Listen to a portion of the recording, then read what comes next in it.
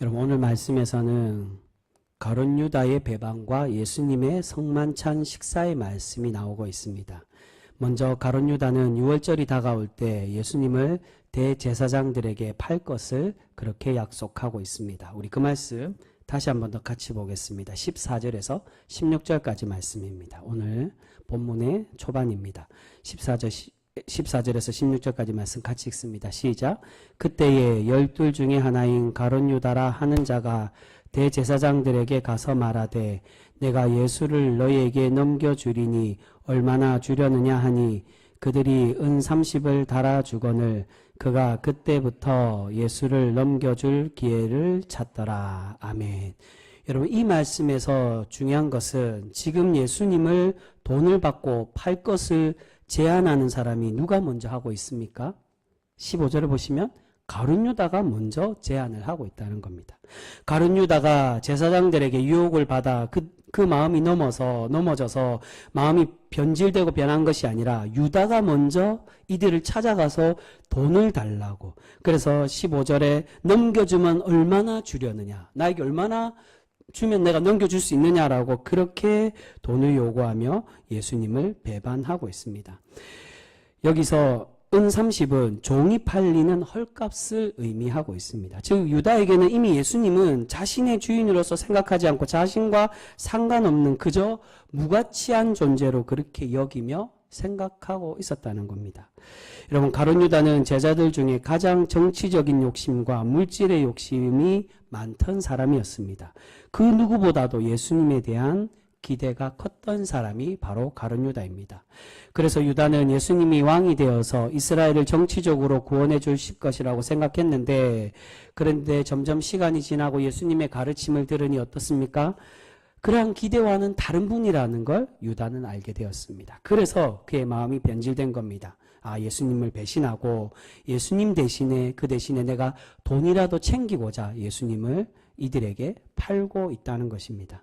그래서 16절에 유다는 그때부터 예수님을 넘겨줄 기회를 찾게 되었다라고 말합니다. 여기서 그때라는 말은 앞에 우리 지난주에 함께 살펴본 5절 말씀에 제사장들이 유월절에 예수님을 잡지 않으려는 그 생각과 관련되어져 있는 때를 말합니다. 즉 그들은 대제사장들과 종교 지도자들은 예수님을 언제 잡기를 원했습니까? 유월절이 아닌 명절이기 때문에 사람들의 그런 혼란이 혹시 생길까봐 그 명절이 지나고 나서 예수님을 잡으려고 했지만, 그러나 하나님의 때는 언제라는 겁니까? 바로 이때에 가룟 유다를 통해 계획하시고 섭리하신 대로 하나님의 때인 유월절에 예수님의 희생을 이끌어 가고 계심을 우리에게 바로 그때에 가룟 유다를 통해 주님의 구원을 이루어 가십니다. 그래서 15절의 은 30도 사실은 예언된 말씀입니다. 스가랴 11장에 보면 예수님께서 하나님의 구원자가 은 30에 팔리게 될 것이라는 그 예언의 말씀대로 예수님이 팔리게 됨을 우리에게 말씀하고 있습니다. 지금 하나님은 계속 사람의 계획과 억지의 노력대로 되는 것이 아니라 하나님의 구원과 섭리는 오직 하나님의 주권대로 하나님이 이끌어 가심으로 우리를 택하여 주시고 우리를 자녀 삼으시고 우리를 구원해 가고 계심을 말씀합니다. 그런데 이 말씀 때문에 그러한 오해를 하는 사람들이 간혹 있습니다. 가룟 유다가 예수님을 은 30에 판 것이 예언의 말씀대로 이루어진 것이기 때문에 유다를 어떻게 본다는 겁니까? 유다가 정말로 나쁜 놈, 죽일 놈이 아니라 하나님의 계획을 위해 도구로 사용된 사람, 큰 잘못이 없는 그러한 사람이라고 해석하는 사람들도 있습니다. 그런데 이어서 나오는 말씀이 어떤 말씀이 나옵니까? 이 해석을 이어서 예수님은 정확하게 틀렸다라고 우리에게 말씀하고 있습니다. 예수님은 제자들에게 유월절을 준비하라고 명하시고 함께 앉아 식사를 하고 계십니다. 근데 그때 예수님은 제자들에게 너희 중에 한 명이 예수님 자신을 팔 배신자가 있다라고 그렇게 말씀하여 주십니다. 그러자 제자들이 어떻게 이야기합니까? 그가 누구냐고, 혹시 그 파는 사람이 자신이 아닌지 그렇게 예수님께 묻고 있습니다. 그럴 때 예수님께서 대답해 주고 계십니다. 23절 말씀입니다. 23절 말씀 우리 같이 읽겠습니다. 같이 읽습니다. 시작. 대답하여 이르시되 나와 함께 그릇에 손을 넣는 그가 나를 팔리라. 아멘. 이 23절 말씀이 굉장히 중요한 말씀입니다. 무슨 뜻일까요? 누구인지를 묻는데 예수님이 그 누구인지를 가르쳐주기 위해 그릇에 손을 넣는 자가 나를 팔 것이라고 말씀합니다. 여러분, 이 말씀의 의미는 나와 함께 먹는 너희들 중에 그 범인이 있다는 겁니다. 여러분, 그릇에 담겨있는 것은 떡을 의미합니다. 근데 이 떡을 먹기 위해서 우리가 그 그릇에 어떻게 해야 떡을 먹을 수 있습니까? 어떻게 해야 떡을 잡을 수 있을까요? 그릇 안에 손을 넣어야 떡을 먹을 수 있다는 겁니다. 그러니까 누가 특정한 사람만 넣는 게 아니라 누가 넣는다고요? 우리 모인 모든 이들이 다 넣는다. 즉, 이 말씀은 너희 모두가 떡을 먹기 위해서 손을 넣는데 그저 너희들 중에 한 사람이 나를 팔게 될 것이라고 특정한 사람을 꼭 집어서 얘기하는 게 아니라 너희들 중에 있다라고 말씀합니다. 근데 이 말씀의 깊은 의미는 너희들 중에 누구든지 가능하다는 것입니다. 지금 예수님은 가룟 유다의 배신을 하시고 이 말씀을 하십니다. 하지만 예수님의 교훈은 누구나 언제든지 유다와 같이 유혹에 넘어가고 예수님을 떠나게 되며 예수님을 배신할 수 있는 그러한 사람이 될 수 있음을 우리에게 말씀하고 있습니다. 처음부터 정해졌다는 게 아닙니다. 그 정해짐에 대한 말씀이 이제 이어서 나옵니다. 과연 가룟 유다가 하나님의 섭리대로 예수님을 그렇게 계획대로 팔지만은 꼭 그 사람이어야만 됐느냐? 그렇지가 않다는 겁니다. 너희들 중에 누구나 될 수 있지만 그러나 그 마음이 뺏긴 가룟 유다가 자신의 마음에 유혹이 들어오고 그의 제약된 본성이 예수님을 욕심으로 팔게 된다는 겁니다. 지금 가룟 유다의 배신과 이것을 책망하는 예수님의 말씀은 지금 현재를 살아가고 있는 바로 우리에게 주시는 교훈의 말씀이라고 할 수 있습니다. 지금 예수님은 하나님의 계획과 섭리에 순종하고 계십니다. 그 말씀 18절에 나옵니다. 우리 18절 말씀도 같이 읽겠습니다. 18절 말씀 같이 읽습니다. 시작. 이르시되 성화 나무에게 가서 이르되 선생님 말씀이 내 때가 가까이 왔으니 내 제자들과 함께 유월절을 내 집에서 지키겠다 하시더라 하라 하시니. 여러분, 유월절을 준비하시면서 예수님이 어떻게 말씀하십니까? 내 때가 가까이 왔으니 이제 너희가 함께 먹을 유월절을 맞이할 그 식사의 자리를 준비하라는 겁니다. 여러분, 여기서 내 때는 헬라 원어로 카이로스라고 되어 있습니다. 여러분, 성경에서 단순히 흘러가는 시간, 일반적인 인간의 시간을 이야기할 때 크로노스라는 단어를 사용합니다. 앞에 때는 이 16절에 나온 때는 이게 크로노스도 아니지만 카이로스도 아닌 다른 단어를 씁니다. 이제 시간과 좀 다른 의미입니다.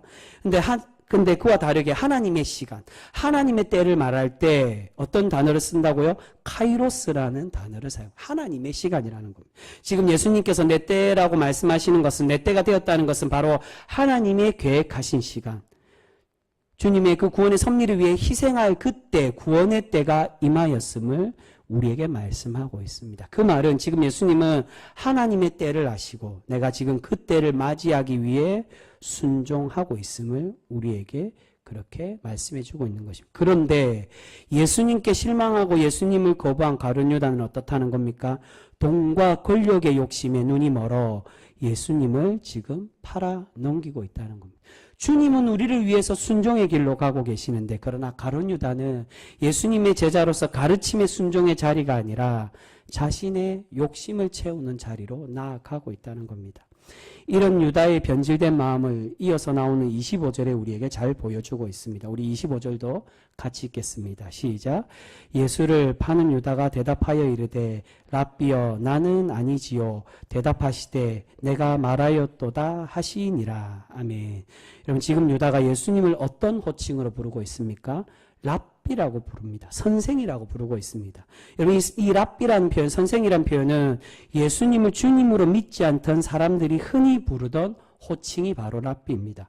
그래서 앞에 다른 제자들이 그 파는 사람이 우리입니까? 라고 물었던 22절에 보시면 제자들이 예수님을 어떻게 부르고 있습니까? 주여라고, 주님이라고, 키리오스, 주님이라고 그렇게 부르고 있습니다.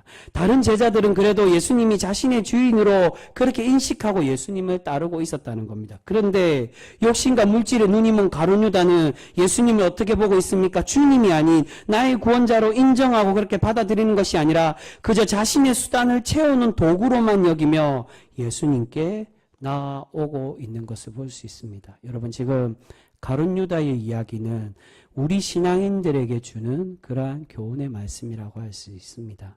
지금 우리는 과연 예수님과 같이 하나님의 은혜와 섭리에 순종하는 사람인지, 아니면 자신의 욕심을 위해서 하나님께 나오고 계산적으로 예수님을 바라보고 있는지 돌아보기를 우리에게 바라고 계시는 것입니다. 그래서 예수님께서 말씀하고 계십니다.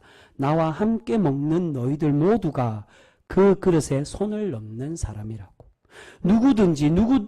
언제든지 누구든 간에 가룟 유다와 같이 예수님을 배신할 수 있고 예수님을 이용할 수 있다.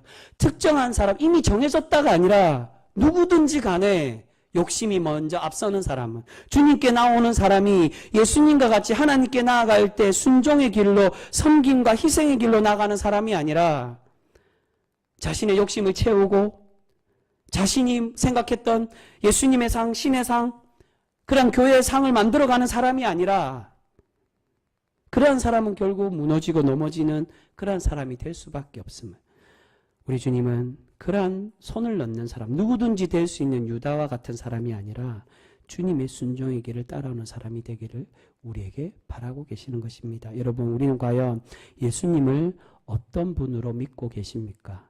나의 욕심을 채우고 나의 소원을 이루는 도구로 믿고 계십니까? 아니면 하나님의 뜻에 순종하는 그러한 신앙인으로 살아가고 계십니까? 오늘 우리 주님은 이러한 사람은 하나님의 징벌이 있음을 우리에게 말씀하고 있습니다. 24절 말씀 같이 읽겠습니다. 24절 말씀 같이 읽습니다. 시작. 인자는 자기에 대하여 기록된 대로 가거니와 인자를 파는 그 사람에게는 화가 있으리로다. 그 사람은 차라리 태어나지 아니하였더라면 제게 좋을 뻔하였느니라. 아멘. 무슨 말입니까? 앞에 가룟 유다에 대한 그 사람들의 오해에 대한 답이 바로 이곳에 담겨져 있습니다. 가룟 유다가 정해진 게 아니라 자기의 선택이라는 겁니다.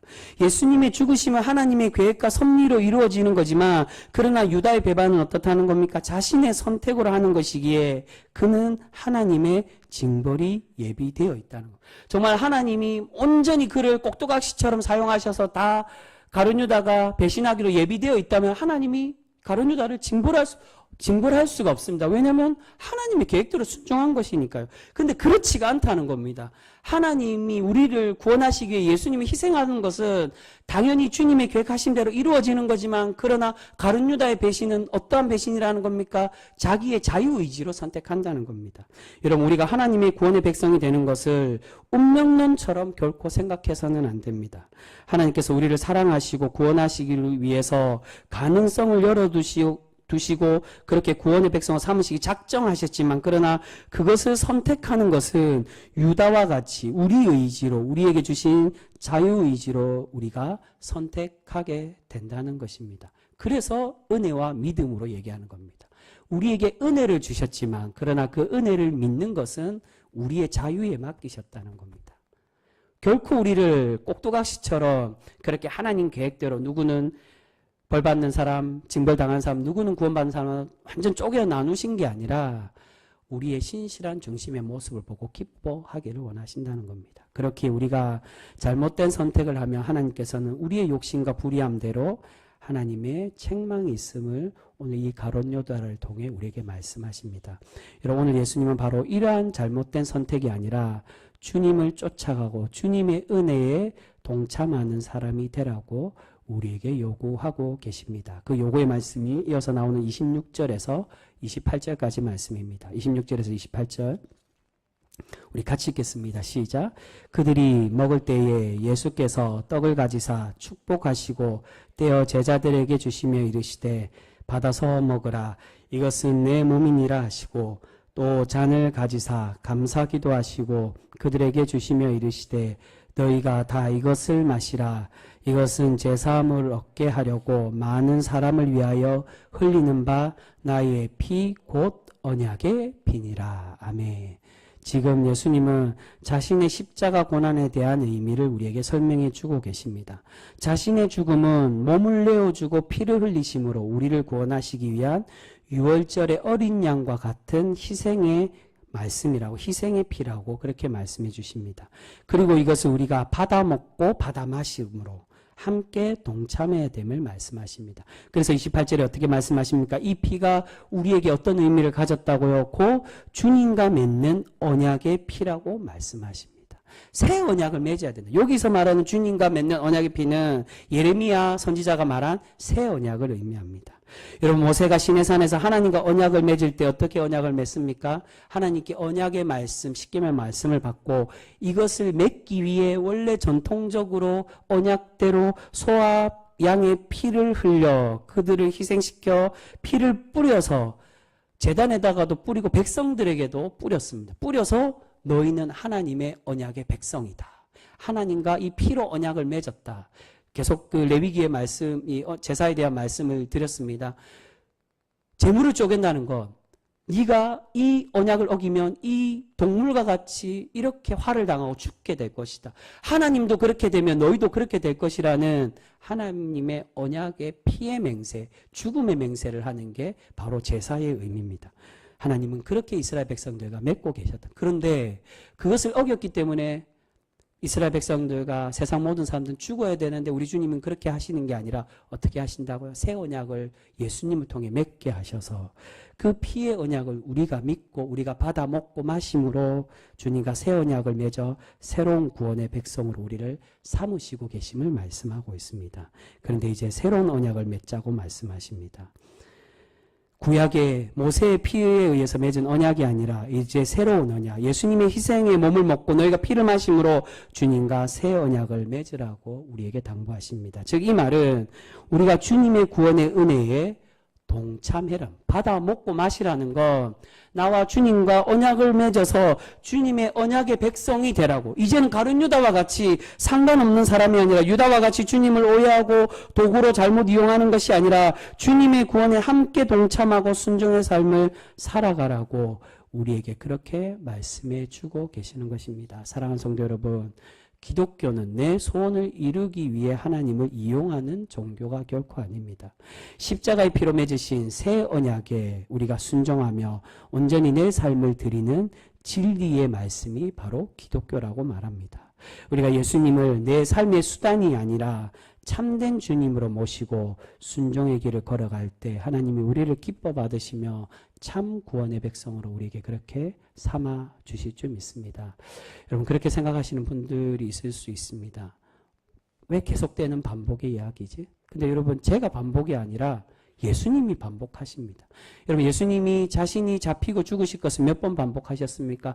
크게 공식적인 것은 3번 말씀하셨고 바로 직전 26장 초반에는 한 번 더 얘기하시며 4번에 걸쳐서 자기가 죽으시고 십자가에 달려 돌아가셔서 부활하실 것을 말씀하십니다. 근데 그게 직접적인 것만 4번이지 간접적인 것까지 말하면 여러 번 말씀하셨다. 왜 그렇게 반복하실까요? 그것은 신앙이 바로 이 모습에 있기 때문입니다. 신앙은 반복과 훈련에 있습니다. 여러분, 이스라엘 백성들이 왜 하나님의 언약을 받고도 왜 불순종했습니까? 하나님의 바른 훈련된 백성이 되었지 못했기 때문이라는 겁니다. 가룟 유다가 왜 예수님을 배신했습니까? 그렇게 3년 가까이 공생애 동안에 예수님을 따라다녔지만 그는 하나님의 변화된 백성이 되지 못했기 때문이에요. 그 말씀을 듣고 주님의 그 가르침을 받아도 그렇게 많은 말씀을 들어도 나와 상관없는 말씀이야. 내 욕심과는 달라. 그래서 나는 이제 예수님은 내 욕심대로 팔아버리겠어 라는 그런 욕심의 마음이 더 앞섰기 때문에 그렇게 반복하고 가르치셔도 주님과 상관없는 삶을 살아가고 있었다는 거예요. 여러분, 신앙은 반복과 훈련에 있습니다. 왜 똑같은 말이지? 제가 똑같은 말을 하는 게 아니라 예수님이 죽으실 때까지 똑같은 말을 하시고 계십니다. 너희는 돌아오라고. 나 이제 너희들 포기할게. 이제는 아무리 말해도 되지 않으니까 내가 너희들 내버려 둘게가 아니라 그럼에도 돌아오라고. 주님은 기다리고 계신다고. 나와 이 피의 언약을 맺자고. 구약의 언약은 너희가 실패했지만 이제 주님의 새로운 언약을 나와 함께 예레미야 선지자의 예언대로 함께 맺어서 주님의 그 희생의 피로 주님의 새 구원의 백성이 되라고 그렇게 우리를 불러주시고 우리를 삼아주고 계시는 줄 믿습니다. 사랑하는 성도 여러분, 우리가 아무리 결단해도 사실은 우리가 우리의 욕심을 가룟 유다와 같이 내려놓기 참 쉽지 않을 때가 많이 있습니다. 내 욕심이 더 앞서기 때문입니다. 사도 바울도 바로 그런 고백을 했다는 겁니다. 나도 나의 속에 있는 죄성이 나를 유혹하여 어쩔 수 없고 나도 넘어지는 사람이구나. 그 위대한 선교자, 사도 바울도 결국 제 앞에 굴복하는 사람이라는 것. 그래서 나중에 이 변화되는 걸 보면 처음에는 나도 부족한 사람이다, 부족한 죄인이다 그렇게 얘기했는데 후반의 서신에 어떻게까지 얘기합니까? 죄인 중에 괴수라고. 이게 거의 마지막 서신에 그 고백이 나옵니다. 나도 부족한 자이고 율법에 연약한 자이고 그렇게 이야기하다가 맨 마지막에 내 자신의 인생을 돌아보니 내가 죄인 중에 괴수구나. 여러분 하루아침에 신앙이 성숙되지 않습니다. 한 번 말씀 듣는다고 확 변화되는 사람들은 잘 없습니다. 사도바울과 같이 강권적인 하나님의 역사하신가 우리의 마음을 붙들 때 가능할지 모르나 그러나 우리 평소의 삶에서는 결코 가능하지 않습니다. 그러나 주님이 우리에게 원하시는 건 날마다 하나님의 말씀을 그 반복되게 묵상하고 배우고 또한 주님의 가르침에 우리가 우리 자신을 복종하고 굴복하여서 하나님의 훈련된 성도로 우리가 세워져 가기를 우리에게 바라고 계시는 줄 믿습니다. 여러분 우리가 결코 포기해서는 안 됩니다. 가룟 유다와 같이 여러분 가룟 유다는 현실을 지금 현대를 살아가고 있는 많은 신앙인들의 모습을 대변하고 있습니다.